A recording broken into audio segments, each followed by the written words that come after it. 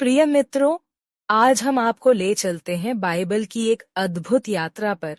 यह मत्ती अध्याय 2 की जीवंत कहानी है। एक ऐसे राजा की कहानी जो एक चरनी में जन्मा, लेकिन उसका डर एक शक्तिशाली राजा के दिल में समा गया।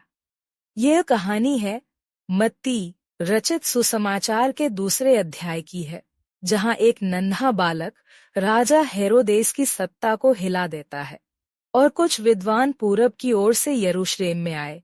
उन्होंने जो जन्मा है उसका तारा पूरब में देखा और उसे दंडवत करने आए थे। आइए सुनते हैं यह सच्ची और प्रेरणादायक घटना। जब यीशु का जन्म यहूदिया के बैथलेहम में हुआ, उस समय हेरोदेस राजा था। उसी समय कुछ विद्वान पूरब की ओर से यरूशलेम आए और पूछने लगे, वह यहूदियों का राजा जो जन्मा है वह कहाँ है? हमने उसका तारा पूरब में देखा है और उसे दंडवत करने आए हैं। यह सुनकर हेरोदेस घबरा गया, क्योंकि एक नया राजा आ गया। क्या कोई उसकी गद्दी को चुनौती देगा? हेरोदेस ने सभी प्रधान याजकों और शास्त्रियों को बुलाया और पूछा कि मसीह कहाँ जन्म लेने वाला है। तब उत्तर मिला, यहूदा के बैथलेहम में, क्योंकि भविष्यवाणी में लिखा है कि हे बैथलेहम, तू यहूदा के सब नगरों में महान है, क्योंकि तुझमें से मेरे लोगों के लिए एक शासक उत्पन्न होगा। हेरोदेस ने चुपचाप से पूर्व से आए ज्योतिषियों को बुलाया और उसने पूछा कि सितारा पहले किस ठीक समय दिखाई दिया था। फिर ज्योतिषियों को बैथलेहम भेजते हुए कहा, जाकर उस बालक का भली भांति पता लगाओ और जब पालो तो मुझे खबर देना, ताकि मैं भी उसे दंडवत करूं। लेकिन हेरोदेस उसका उद्देश्य कुछ भिन्न था, इसलिए वे ज्योतिषी अपनी राह पर चल दिए। ज्योतिषी ने तारे को फिर देखकर प्रसन्न हुए, फिर उसके के पीछे पीछे चले और तारा उन्हें उस स्थान पर ले गया जहां बालक यीशु था।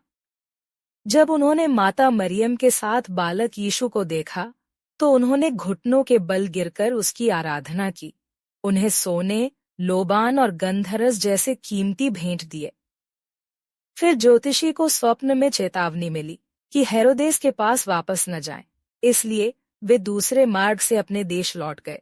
ज्योतिषियों के चले जाने के बाद परमेश्वर के दूत ने यूसुफ को स्वप्न में कहा, उठ, बालक और उसकी माता को लेकर मिस्र भाग जा, क्योंकि हेरोदेस उसे मार डालना चाहता है। जब तक मैं ना कहूं वहीं रहना। यूसुफ तुरंत उठा और रात में ही बालक और उसकी माता को लेकर मिस्र चला गया। वहां वह हेरोदेस की मृत्यु तक रहा।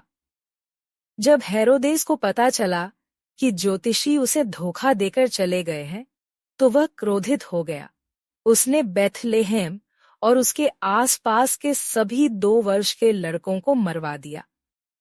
यह एक क्रूर और दुखद घटना थी।